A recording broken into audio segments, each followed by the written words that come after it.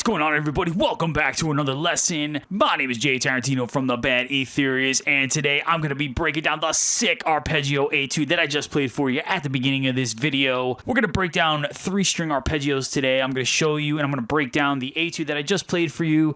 I'm also going to show you what my left-hand technique is, what my right-hand technique is, and I'm also going to show you how these arpeggios are constructed. We're going to get into the theory behind them. If you would like the backing track for this lesson, as well as downloadable Guitar Pro tabs, please consider supporting me on Patreon, patreon.com/jtarantino. I'll have a link for you in the description box. And if you would like to check out my band Etherius, and if you would like to check out our entire catalog, again, I'll have a link for you in the description box as well. All right, so the etude that I played for you at the beginning of this video is all based in E minor. We're playing different variations of a 3-string E minor arpeggio. I'm going to show you how they're constructed. I'm going to show you how I'm playing them, what my left hand is doing, and what my right hand is doing. So let's get right to it. All right, so we're in the key of E minor, and we're going to start with root position. So we're going to go through all of the inversions, the different shapes of the E minor arpeggio. And if you want to move this to other keys, you can just take the root and move the root to whatever key you want to play in, and then just move the other shapes accordingly.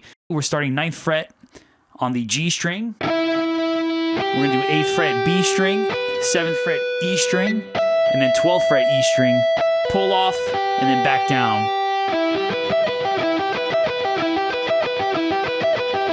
So this is called root position because the first note, the lowest note that we're playing is E, and that's going to be our root. So we have E, we have G, which is the flat third in this case. We have B, which is the 5th, back to the octave E, pull off, and then back to the 3rd G, and then you just keep playing the arpeggio, cycling through it. So.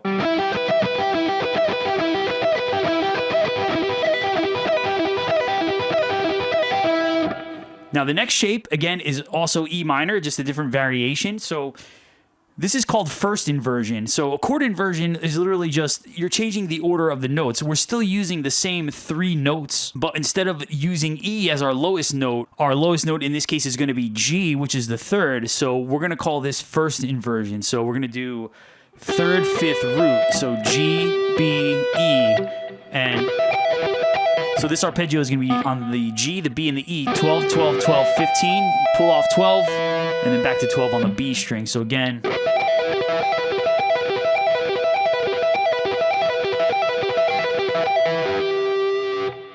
Now the next arpeggio, next E minor arpeggio, is going to be what we call second inversion, because this time the 5th is going to be our lowest note. So again, we're just going in order. We're using the same 3 notes. We're just changing the order of which note is going to be the lowest. So we're going to start 16th fret. So that's going to be B. That's going to be the 5th. We're going to do 16 on the G, 17 on the B, 15 on the E, 19, pull off, back to 17. So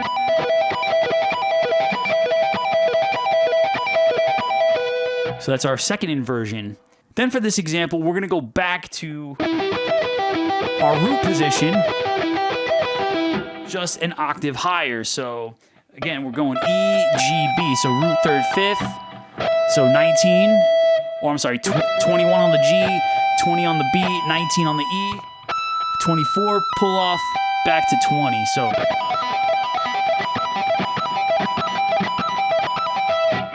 So quick review, we have our root position, so root 3rd, 5th.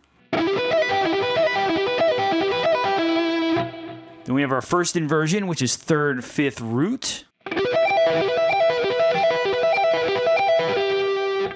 Then we have our second inversion, which is 5th root 3rd.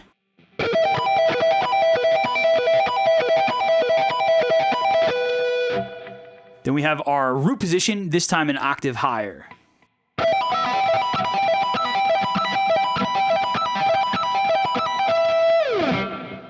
So now that we've got the theory behind the arpeggios, let's start breaking down the technique. So for the left hand, so for that first arpeggio, really important with arpeggios, again, we don't want the notes ringing together, because the definition of an arpeggio literally means a broken chord. So we're not trying to do this where we're strumming. We don't want this either. We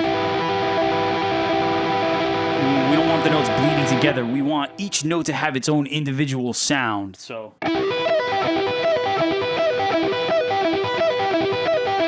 So it's very important that you roll with the left hand. So when you play the first note, as soon as you go to that next note, you want to make sure that the previous finger is off the fretboard so the notes aren't ringing together. So again, you don't want this.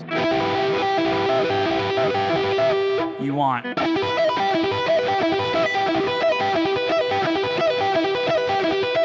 So you can see how I'm rolling my left hand.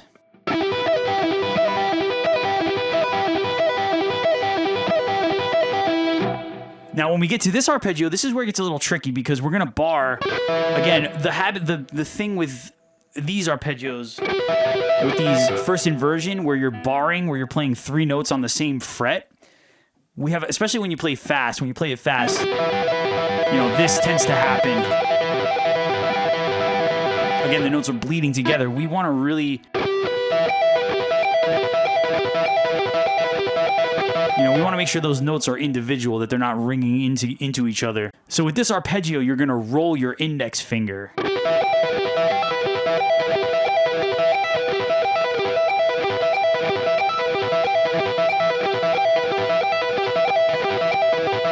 So as opposed to doing...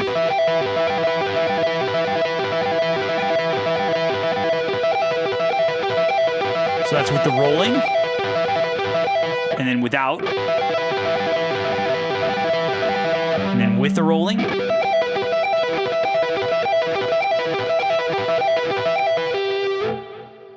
This arpeggio is a little bit easier because you don't have to worry about rolling any of your fingers. This one actually tends to be the easiest one. I know a lot of players, we use this shape probably the most, just because of the way the shape is arranged. It's very hard to bleed these notes into each other because... You almost kind of have to, just because of the way this arpeggio is played, just the shape of it, you almost have to lift your fingers up to play it effectively. So, again, same concept. You know, we don't want the notes bleeding together.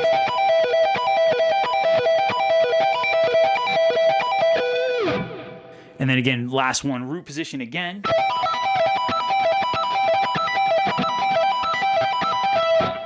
So again, quick review with the left hand. We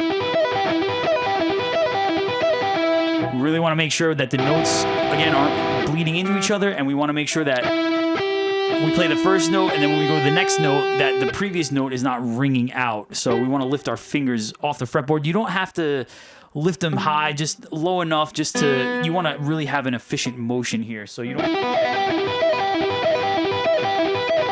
know, so playing it like this is highly effective. And then again, with this one, like I was talking about before, making sure you're rolling your index finger.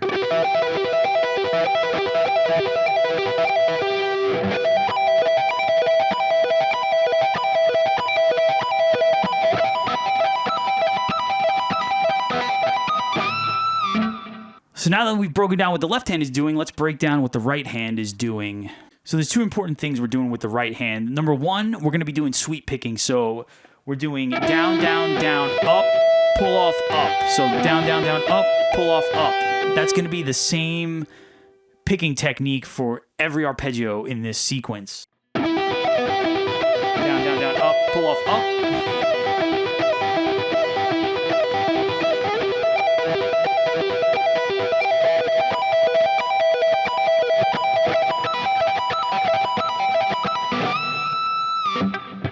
So the other thing we're going to be doing is we're going to be muting with the bottom of our hand here. We're going to place our hand just above the saddles, and we're going to lightly mute each string. And the combination of the left hand rolling with the right hand muting is what's really going to make these arpeggios sound clean, especially when we play them fast. So here it is without the muting.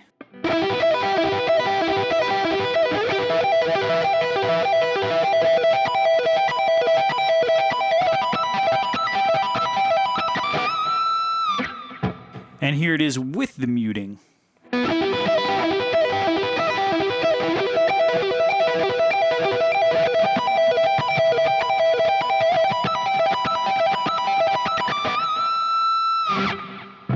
All right, so now that I've broken down the left-hand technique and the right-hand technique, I'm going to play the Etude for you slow, and then I'm going to play it to the track so you can hear how it sounds at full speed.